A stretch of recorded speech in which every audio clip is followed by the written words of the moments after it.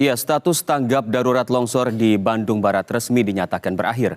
Meski demikian, BNPB menyebut bahwa proses pencarian sisa korban longsor masih terus dilakukan dengan terbatas. Dan berikut wawancara kami dengan Kapus Datin dan Komunikasi BNPB Abdul Muhari.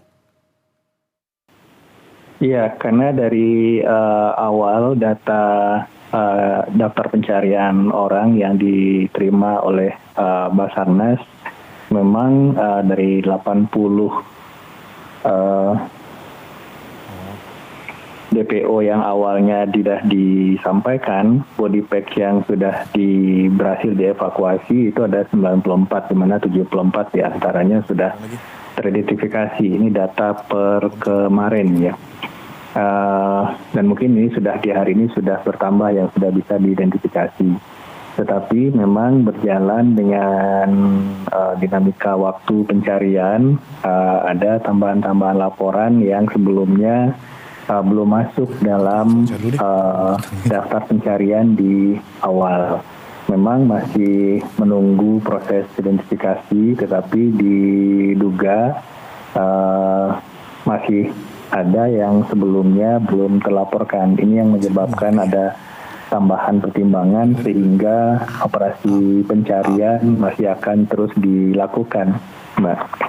Baik, Pak Aap, bisa dijelaskan Pak bagaimana cuaca di lokasi pada hari ini? Apakah ini juga menjadi salah satu pertimbangan untuk masa tanggap darurat ini dihentikan sementara Pak?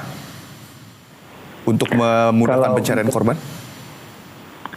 Untuk fase tanggap darurat ini memang sudah dihentikan ya. Iya Pak, lantas pada saat ini apakah cuaca di sana masih bersahabat Pak untuk dilakukan pencarian lanjutan? Dan bagaimana tanggapan dari masyarakat yang berada di sana Pak dengan berakhirnya tanggap darurat ini? Apakah mereka sudah cukup dengan masa tanggap darurat yang sudah berlangsung sejak beberapa minggu terakhir, atau mereka masih berusaha juga untuk mencari sanak saudaranya, keluarganya yang masih hilang Pak statusnya? Untuk warga masyarakat yang sebelumnya melaporkan nama-nama anggota keluarga yang hilang, yang belum ketemu, itu sudah dilakukan diskusi di hari ke-13, dan secara prinsip sebenarnya masyarakat sudah mengikhlaskan dan berterima kasih atas upaya pencarian yang sudah dilakukan sejauh ini selama 2 minggu fase tanggap darurat ini. Tetapi memang ada beberapa pertimbangan lain selain dari daftar pencarian orang yang sebelumnya sudah dilaporkan dan ahli waris sudah ikhlas dalam hal ini. Ada beberapa tambahan pertimbangan yang mungkin belum masuk dalam daftar pencarian di awal. Ini yang kemudian menjadi pertimbangan utama sebenarnya bagi tim SAR untuk memperpanjang waktu pencarian.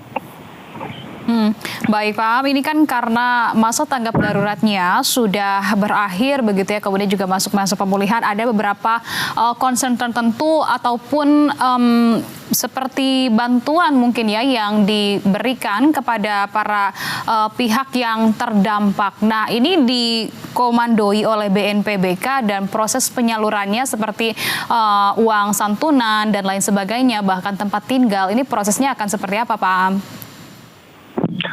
Ya, untuk bentuk-bentuk dukungan yang akan diberikan kepada korban terdampak, pertama untuk hunian ya.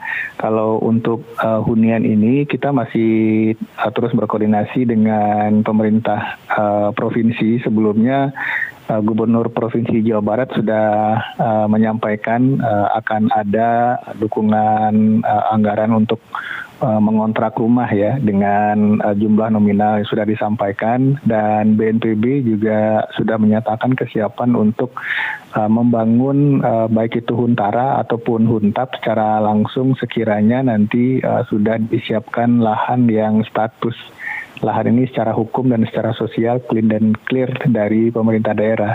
Itu bisa dari pemerintah Kabupaten Bandung Barat atau pemerintah Provinsi Jawa Barat.